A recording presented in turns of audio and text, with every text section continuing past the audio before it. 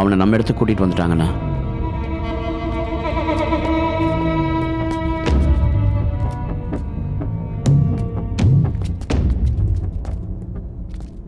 எல்லாம் தெரிஞ்சிருந்தும் இவ்வளவு துணிச்சலா எனக்கு எதிராக எலெக்ஷன்ல நிக்கிறேன்னா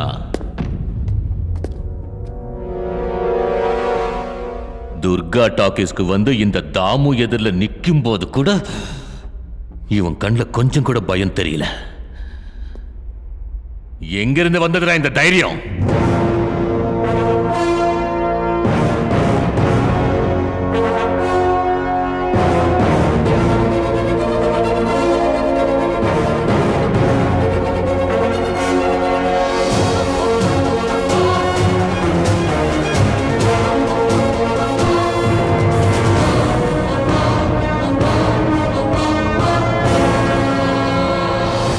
உனக்கும் அவனுக்கும் நடுவில் நான் இருப்பேன். அவனுக்கு வாக்கு கொடுத்துருக்கேன். கொடுத்த வாக்குக்காக நான் எவ்வளோ தூரம் வேணாலும் போவேன்னு உனக்கு நல்லா தெரியும். உசிலம்பட்டியில் இருக்கிற தாமோதரன் டாக்கீஸ்க்கு வர்றதுக்கு எனக்கு எவ்வளோ நேரம் ஆகும்? உன்னை எதுத்தா இங்கே கூட்டிட்டு வந்து புதைச்சிருவியா? என்ன தாமோ சின்ன புள்ளத்தனமா? மனுஷங்களா இல்லை மாடா? அவன் எலெக்ஷன்ல உன் பையனை எதிர்த்து நிற்பான். அவன் தான் ஜெயிப்பான். மறுபடியும் இந்த துர்கா டாக்கீஸ்க்கு அவனை கூட்டிட்டு வரதை பத்தி யோசிச்சு கூட பார்க்காத. அவன் மேல ஒரு சின்ன கீறல் விழுந்தாலோ, அவ்வளோ ஏன் அவனுக்கு உடம்பு சரியில்லாம போனா கூட, இந்த துர்கா டாக்கீஸ்ல படத்தை ஓட்டி எவ்வளவு நாள் ஆச்சுன்னு எனக்கு தெரியாது. ஆனா உனக்கும் ஆளுங்களுக்கும் ஒரு சூப்பர் ஆக்ஷன் படம் ஓட்டுவேன் தாமோ. நிறைய பேர் எனக்காக அங்க வெயிட் பண்ணிக்கிட்டு இருப்பாங்க. நிறைய வேலை இருக்கு. நான் கிளம்புறேன் தாமோ. சிஎம் பதவியில இருக்கிறதுனால இங்க இருந்து உயிரோட போற. என்ன? ஏதோ அதிர்ஷ்டத்துல சிஎம் ஆகி இவங்க எல்லாரும் பின்னாடி இருக்கிறதுனால இந்த உசிலம்பட்டிக்கு வந்து அதுவும் என் இடத்துல காலை வச்சுட்டு உயிரோட வெளியே போற. என் ஆளுங்க வேற மாதிரி யோசிக்கிறதுக்குள்ள உங்க ஒய்யாவை இங்க இருந்து சீக்கிரமா கூட்டிட்டு போங்க.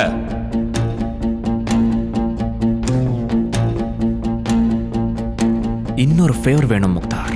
சார், தாமுக்கும் அவங்க ஆளுங்களுக்கும் ஒரு சின்ன ஷார்ட் ஃபிலிம் போட்டு காட்டலான் இருக்கேன். 10 நிமிஷம் தர முடியுமா? என்ன சார் சொல்றீங்க?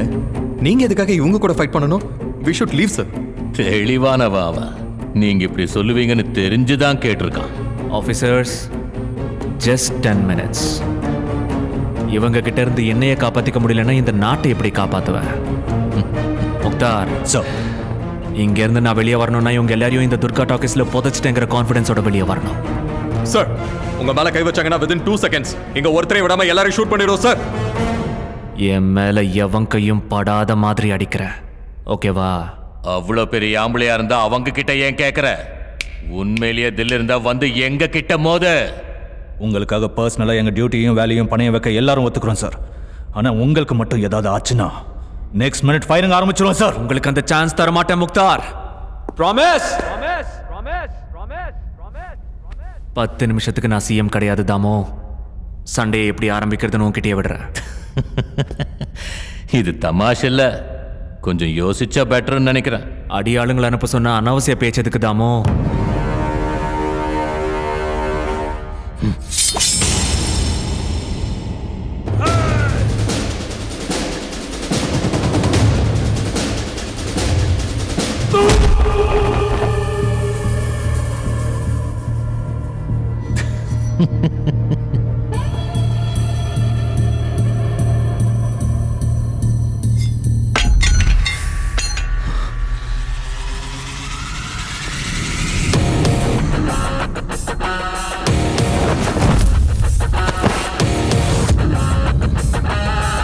Good start, sir.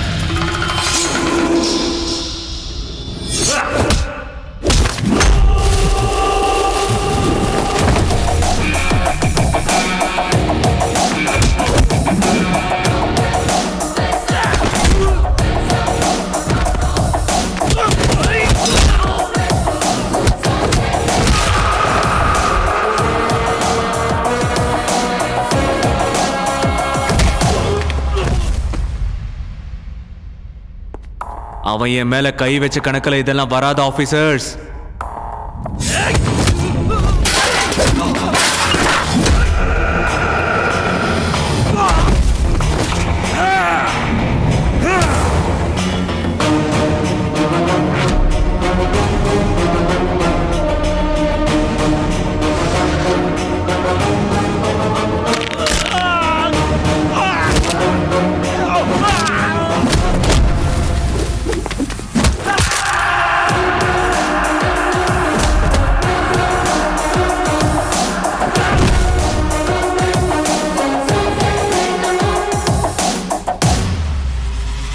Nice one, sir.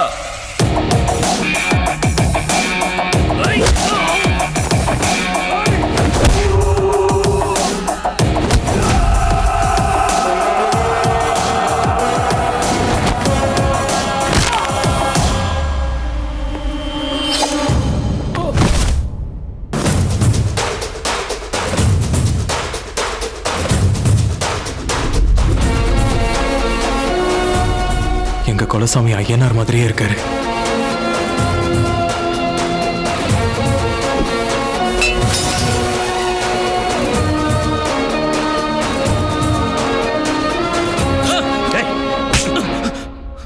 இவ்வளவு நடந்ததுக்கு அப்புறம் இன்னும் எங்கடா போற? சார், சாரை கூட்டிட்டு போங்க. நாங்க இனிமே அந்த பையன் வம்புக்கு போக மாட்டோம். எலெக்ஷன்ல எந்த பிரச்சனையும் வராம பாத்துக்கிறோம். சுத்தப்பட்ட கிராமங்கள்ல உன்ன மாதிரியே ஜனங்களை பயமுறுத்தி நிறைய அரசியல்வாதிங்க வாழ்ந்துகிட்டு இருக்காங்க. ஊரூரா சுத்தி அவங்க சினிமா தியேட்டருக்கு போய் தனித்தனியா ஆளுக்கு ஒரு படம் காட்ட முடியாது தாமோ. பாவம், அவங்களுக்கும் அனுபவத்தை விவரமா சொன்னா புரிஞ்சுப்பாங்கன்னு நினைக்கிறேன். சொல்லிடுறேன் சார். பத்தாது தாமோ.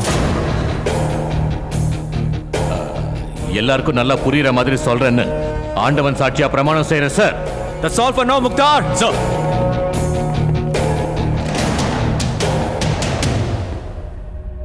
இங்க வா.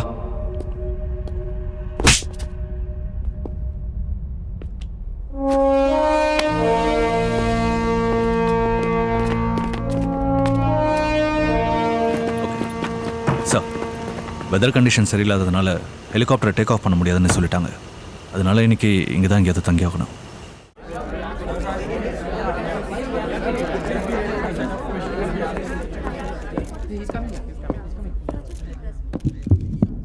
சார், வசுமதி கூட உங்க அஃபேரை பத்தி என்ன சொல்ல வரீங்க? உங்க வீட்டுக்கு கூட அடிக்கடி வருவாங்க. அவங்கள நீங்க வேலைக்கு சேர்த்துக்கிட்டது ரொமான்ஸ் பண்ணதானா? ஒரு 10 நிமிஷம் நீங்க எல்லாரும் பொறுமையா இருந்தீங்கன்னா உங்க எல்லாரோட கேள்விக்கும் நான் பதில் சொல்வேன். 10 நிமிஷம் சைலண்டா இருங்க. நான் தமிழ்நாட்டின் முதலமைச்சர் பதவியில் 5 மாசம் 13 நாள் இருந்திருக்கேன். அது ஒன்றும் அவ்வளோ கம்மி டைம் இல்லை. 5 மாசம் கையில் அதிகாரம் இருந்தா என்னென்ன செய்யலாம் தெரியுமா? டிராஃபிக் ரூல்ஸை பற்றியோ வேற எந்த ரூல்ஸை பற்றியும் கவலைப்படாமல் அவங்க இஷ்டத்துக்கு வாழ்ந்துக்கிட்டு இருக்கிற நம்ம ஜனங்களை அப்படி வழிக்கு கொண்டு வரலாம்.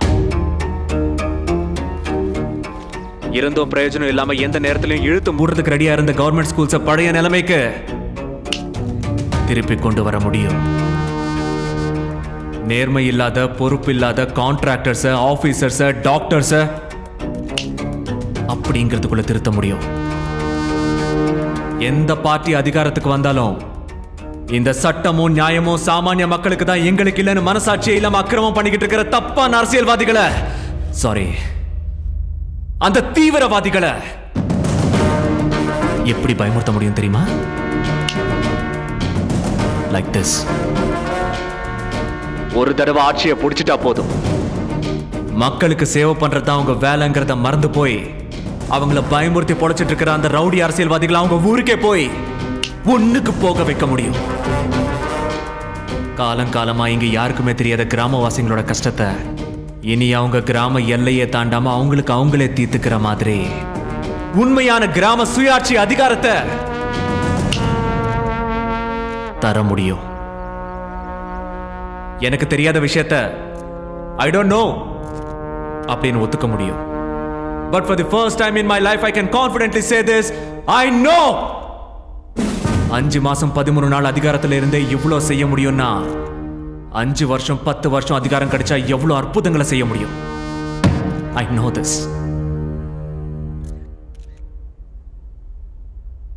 இதெல்லாம் பெருசா உபயோகப்படாத விஷயம்னு நினைச்சிட்டு இருக்கீங்க.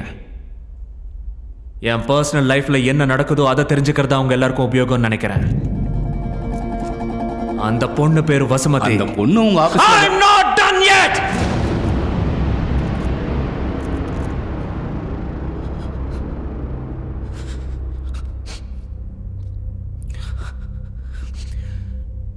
வசுமதி ஒரு மிடில் கிளாஸ் பொண்ணு, நல்ல பொண்ணு. இங்க இருக்கிற நிறைய பேரோட பொண்ணு மாதிரி தனக்கு பிடிச்சவனும் தன்னை புரிஞ்சுக்கிறவனும் கிடைச்சா தான் வாழ்க்கை இன்னும் நல்லா இருக்கும்னு கனவு காண்ற ஒரு சாதாரண பொண்ணு. வசுமதியை பார்த்த உடனே எனக்கு பிடிச்சிருச்சு. சின்ன வயசுல எங்க அம்மா இறந்த உடனே என் வாழ்க்கையில ஏதோ தெரியாத ஒரு குறை. ஆனா வசுமதி வந்ததுக்கு அப்புறம் அந்த குறையெல்லாம் போய் ஏதோ ஒரு சந்தோஷம். இன்ஃபேக்ட் அந்த பொண்ணு என் பக்கத்துல இருந்தப்பதான் நான் 2 மடங்கு உற்சாகமா வேலை செஞ்சேன். என்ன அப்படி மாத்தின பொண்ண என் பக்கத்திலேயே வச்சுக்கணும். But I could not. உங்களால உங்க எல்லாருக்கும் வெக்கமா இல்ல? உங்களுக்கும் தான். அந்த பொண்ணை பத்தி ஒரு விஷயம் சொல்லட்டுமா? நான் அவளை லவ் பண்றேன்னு தெரிஞ்சோ, நான் அவளை கல்யாணம் பண்ணிக்குவேன்னு தெரிஞ்சிருந்தோம் கூட she used to call me sir. ஒருவேளை கல்யாணத்துக்கு அப்புறமும் சார்னு தான் கூப்பிடுவாளோ என்னமோ. அதுதான் அவ நான் இருந்த பதவிக்கும் அந்த ஆபீஸ்க்கும் கொடுக்கிற மரியாதை.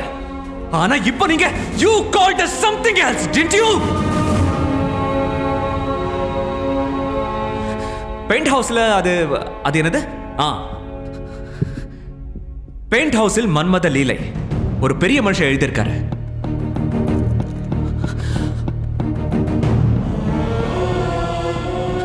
உங்களுக்கு பொண்ணு இருக்கோ இல்லையா எனக்கு தெரியாது சார். இருந்தா பெட்ரூம்ல தான் புருஷனோட குடும்பம் நடத்துறதை இந்த மாதிரி அசிங்கமா உங்களால எழுத முடியுமா சுப்பிரமணியா சார்? இந்த மாதிரி செய்தியெல்லாம் எழுதி ஜனங்களை கவர்ந்து 2000 நியூஸ் பேப்பரை வித்து இன்னும் 2 பாயிண்ட் டிஆர்பி இன்க்ரீஸ் பண்ணிக்கதானே? சில பேர் வாழ்க்கை இருக்கு சார்.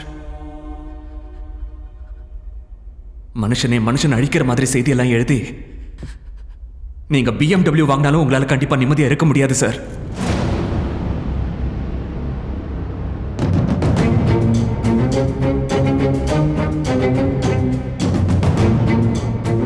இந்த வாரம் முழுக்க என் மேலையும் வசுமதி மேலையும் நீங்க காமிச்ச ஆத்திரத்தையும் உற்சாகத்தையும் உங்களை சுத்தி இருக்கிற பிரச்சனைங்க மேல காமிச்சிருந்தீங்கன்னா உங்க வாழ்க்கை அப்படி மாறி இருக்கும் சார். கிணத்து தவளை மாதிரி எங்க வாழ்க்கை இப்படிதான் இருக்கும்னு நீங்க நம்புனீங்கன்னா நீங்க தேர்ந்தெடுத்த அரசியல்வாதிங்க பாம்பா அவங்க கூட இருப்பாங்க. ஒவ்வொரு நாளும் நீங்க செத்து தான் வாழணும். நீங்க என்ன கேட்கணுமோ அதை இப்ப கேட்கலாம்.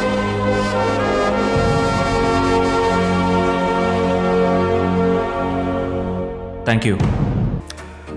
உங்க அப்பா இருந்தப்போ இந்த முடிவில் நான் தான் எடுப்பேன். ரூலிங் பார்ட்டியில் சில ஆப்ளிகேஷன்ஸ்லாம் இருக்கத்தான் செய்யும். டெசிஷன் ஆல்ரெடி எடுத்தாச்சு அங்கிள். எனக்கு சரின்னு தோன்றதை நான் செய்கிறேனே.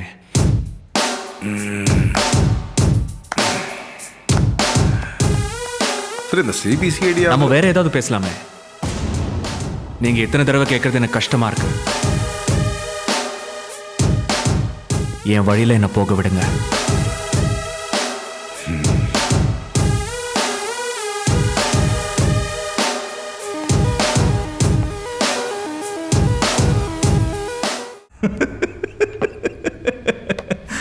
அப்ப என் கேஸ் விஷயத்துல உங்க பிரமாணம் எங்க சார் போச்சு? 1000 கோடியை இல்லீகலா சம்பாதிச்சேன் நீங்க. மக்கள் பணத்தை கொள்ளை அடிச்சேன் நீங்க. நிலத்தை அடிச்சு புடுங்கினேன் நீங்க. கொலை பண்ணேன் நீங்க. கேஸ சிபிசிஐடி வச்சு விசாரிச்சிங்க. அவ்வளவுதான், எல்லாம் முடிஞ்சு போச்சு. ஹாப்பியா இங்க உட்கார்ந்து குடிச்சு. முடிஞ்சு போச்சுன்னு யார் சொன்னது? அப்படி யார் சொன்னாலும் நம்பிடாத. பரத், அரசியல்ல ஒரு சில நேரங்கள்ல இந்த மாதிரிலாம் நடக்கத்தான் செய்யும். இந்த கேஸ்ல இருந்து அவன் தப்பிச்சான்னு சொல்றதை விட நீ தப்பிச்சேன்னு சொல்றது தான் பொருந்தும். நீ பண்ற வேலைகளால மக்களுக்கு உன் மேல இருக்கிற மரியாதையும் நம்பிக்கையும் அதிகமாகிட்டே தான் போகுது. ஆனா ஒரு ஸ்டேஜ் தாண்டிட்டா அவங்க உங்ககிட்ட நிறைய எதிர்பார்ப்பாங்க. அப்ப என்ன பண்ணுவ? இந்த கேஸை நீ கண்டுக்காம விட்டா என்ன நடக்கும்னு நினைக்கிறேன்? மக்களுக்கு உன் மேல இருக்கிற நம்பிக்கை கொஞ்சம் குறையும். மற்ற அரசியல்வாதி மாதிரி தான் இவனும் 2 நாள் திட்டுவாங்க, அப்புறம் அவங்க வேலையை பார்த்துட்டு போறாங்க. மக்களுக்கு மறதி தேசிய வியாதி. அரசியல் ஏது நிரந்தர எதிரி? எல்லாரும் நண்பர்கள் தான். இந்த திருட்டு பையில காப்பாத்தி ஏதோ பெருசா சாதிச்ச மாதிரி ஃபீல் பண்றீங்க.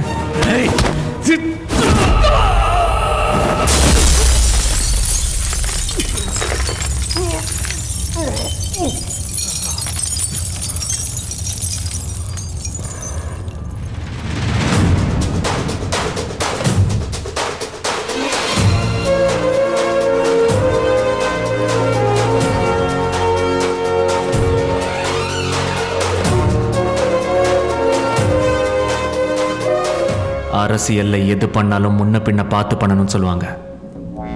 ஏன் முன்னாடி கிளாஸ் டேபிள் இருக்கிறத பார்க்கலையா ப்ரோ?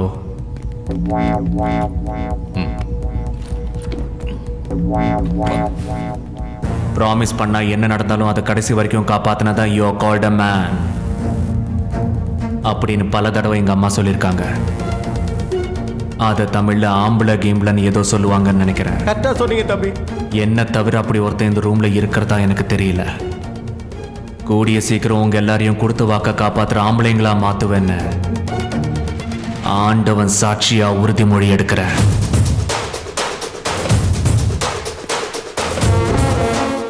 முதலமைச்சர் பரத் எந்த நேரத்திலும் எந்த மாவட்டத்திற்கும் செல்லலாம் என்ற நிலை ஏற்பட்டுள்ளதால் எம்எல்ஏக்களும் அதிகாரிகளும் கடும் அதிர்ச்சியில் ஆழ்ந்துள்ளனர்.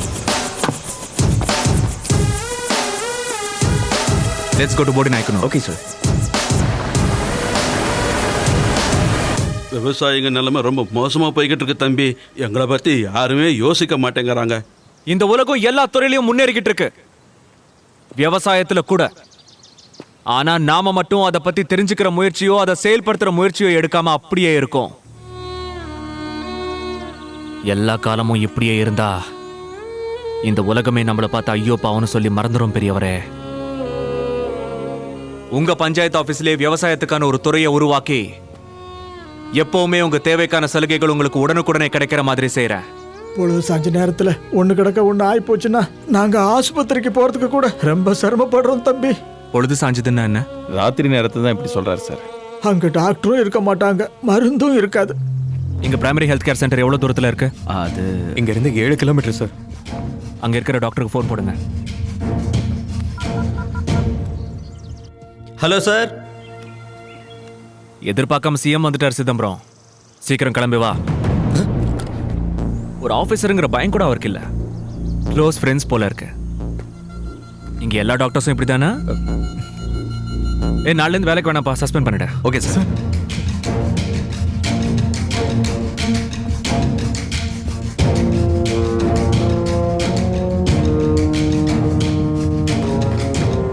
வணக்கம் sir, doctor Chidambaram sir. Posting இங்க வாங்கிட்டு இந்த ஊர் லிமிட்ல தானே இருக்கணும். வெளியூர்ல சார் என்ன பண்றீங்க? என் பசங்க படிக்கிறாங்க. அப்போ உங்க உயிர் உங்க சொந்த கிளினிக்ல நல்லா சம்பாரிச்சிட்டு இருக்கீங்களா? இனிமே வாரம் இங்க வர வேண்டிய அவசியம் கூட இல்ல. You are dismissed.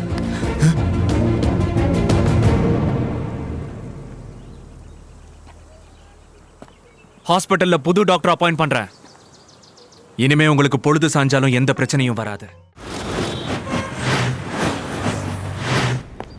வணக்கம் சார். வாயா சுப்பராஜ், எப்படிங்கிற? நல்லா இருக்கு சார். யாருப்பா நீங்களா? என்ன வேணும்? நாங்கெல்லாம் உங்க தொகுதி மக்கள் சொல்லவே இல்ல. ஓட்டு போட்டா நீங்க 5 வருஷத்துக்கு இருப்பீங்கன்னு நாங்க தேர்ந்தெடுத்தோம். நீங்க வந்து எங்களுக்கு எந்த பிரயோஜனமும் இல்ல. உங்களை கட்டுப்படுத்துற அதிகாரம் சிஎம் கிட்ட இருக்கு, ஆனா அவரை எலெக்ட் பண்ற அதிகாரம் மட்டும் எங்களுக்கு இல்ல.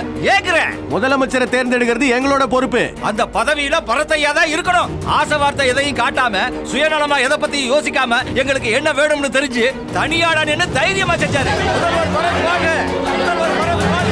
ஏன் பட்டணத்துல இருக்கிற மாதிரி பட்டி காட்டணும் இருக்கணும்னு ஆசைப்பட்டவர் அவரு. உங்களை மாதிரி ஊர் சுத்தலாம் அடிச்சு உடையில போடலாம் அவரு. நீ என்ன செய்வியோ எங்களுக்கு தெரியாது. உடனே சென்னைக்கு போய் அந்த தம்பியை சிஎம் ஆக்குற.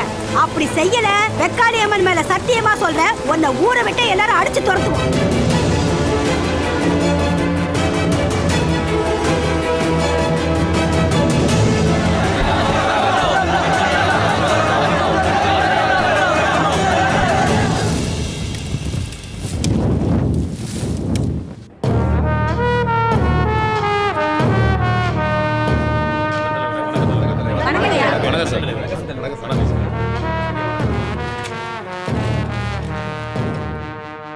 எதுக்காக இப்போ இந்த அவசர கூட்டம்?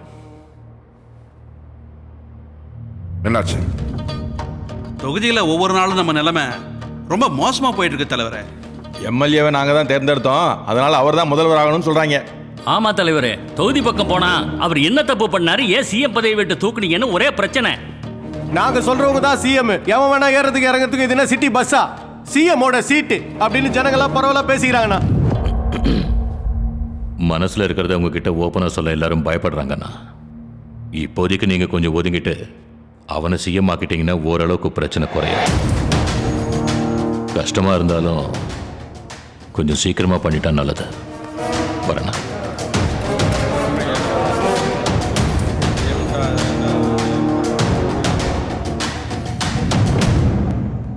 ஹாய் அரவிந்த். Hello sir. எப்படி இருக்கீங்க? உட்காருங்க.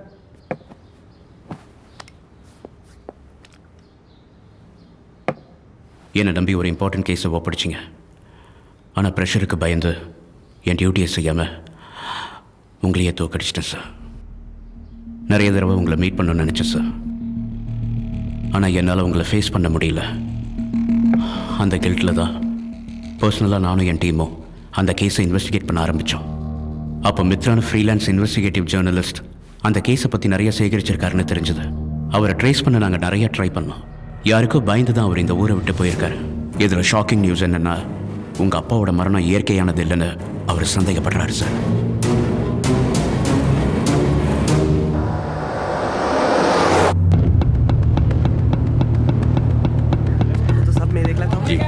ये आदमी कहाँ रहे थे? वो दूध दिखाई दे रहा है? वही है। वही। हाँ।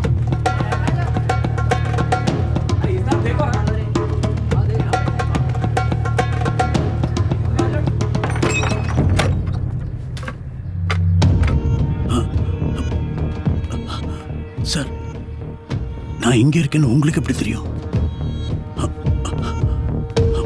சொல்லுங்க sir. Senior most investigative journalist.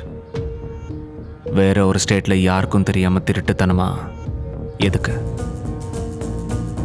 எக்ஸிஎம் Raghavan, அவர் தான் எங்க அப்பா. சாகிறதுக்கு கொஞ்ச நாள் முன்னாடி உங்ககிட்ட ஏதோ இம்பார்ட்டன்ட் விஷயம் டிஸ்கஸ் பண்ணாராமே, அதுக்கப்புறம் நீங்க திடீர்னு காணாம போயிட்டீங்க. வாய்? ரொம்ப நாளாவே எதிர்க்கட்சி தலைவர் கிருஷ்ணமூர்த்தியோட பையன் வருமானத்துக்கு அதிகமாக சொத்து சேர்த்ததா எங்களுக்கு இன்ஃபர்மேஷன் வந்துச்சு. ஆனால் இதுவரைக்கும் அதுக்கான நடவடிக்கை யாருமே எடுக்கல. அதுக்கான கேஸ் கூட ஃபைல் பண்ணல. ஸோ அவுட் ஆஃப் கியூரியாசிட்டி இந்த கேஸை நானே இன்வெஸ்டிகேட் பண்ண ஆரம்பித்தேன். அவன் சட்டவிரோதமாக சேர்த்த சொத்துக்கெல்லாம் அவனுக்கு ஒரு பார்ட்னர் இருக்கா. உங்களோட உயிர் நண்பர், கட்சி தலைவர் அந்த வரதராஜன் தான். என்ன பேசுறீங்க நீங்க? யாரை பத்தி தப்பா பேசுறீங்க? சாரி சார், எனக்கு இந்த விஷயம் தெரிய வந்தப்போ கூட நான் நம்பல. But I started ticking deeper. அந்த மனோகர் செய்கிற அத்தனை பாவங்களுக்கும் வரதராஜன் துணையா இருக்காரு. கவர்மெண்ட் சைட்லேருந்து ஒரு பெரிய மனுஷனும் அப்போசிஷன் சைட்லேருந்து ஒரு பெரிய மனுஷனும் பார்ட்னர்ஸாக இருந்து இதை செய்யறது it's unimaginable sir. It's a rare deadly combo. எல்லா எவிடன்ஸும் இதில் இருக்கு சார்.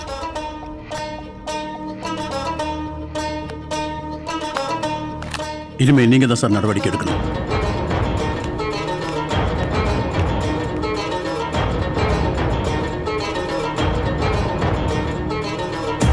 இது நடந்து கொஞ்ச நாளைக்கு அப்புறம் உங்க அப்பா இறந்துட்டாரு. அவர் இறந்து போனது, போஸ்ட்மார்ட்டம் பண்ணாம இருந்தது, ஈம சடங்கு உடனே செஞ்சது, இது எல்லாமே எனக்கு சந்தேகமா இருந்தது. நான் அங்க இருக்கிறது சேஃப் இல்லைன்னு தெரிஞ்சு ஊரை விட்டு தலைமறைவாயிட்டேன்.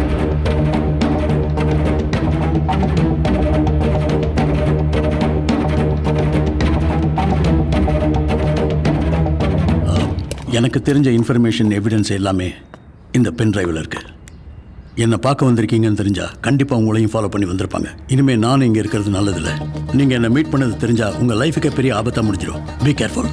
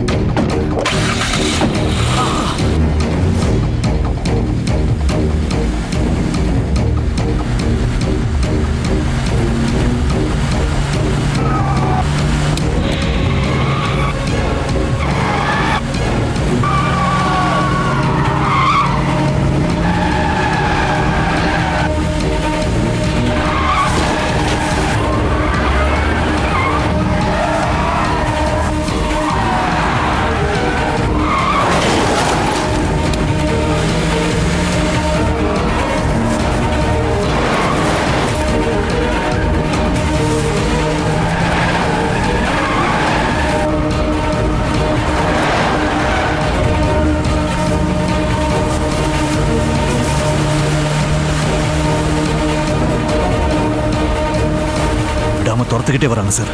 அத்தனை பேர்கிட்ட இருந்து தப்பிக்க முடியுமா? தப்பிக்கிறதை விட துரத்தி அடிக்கிறது பெட்டர் முக்தார். சார்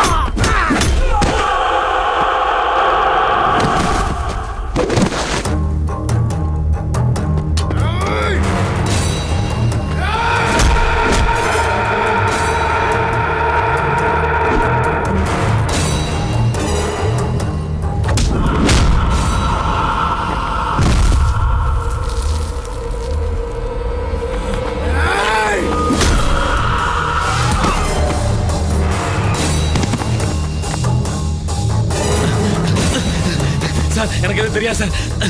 என்ன விட்டுருங்க சார். இங்க உயிருக்கு போராடிட்டு இருக்கவங்கள நானே ஆம்புலன்ஸ் அழைத்து போயிடுறேன் சார். என்ன ஒன்றும் பண்ணிடாதீங்க சார். சரி விட்டுடுறேன்.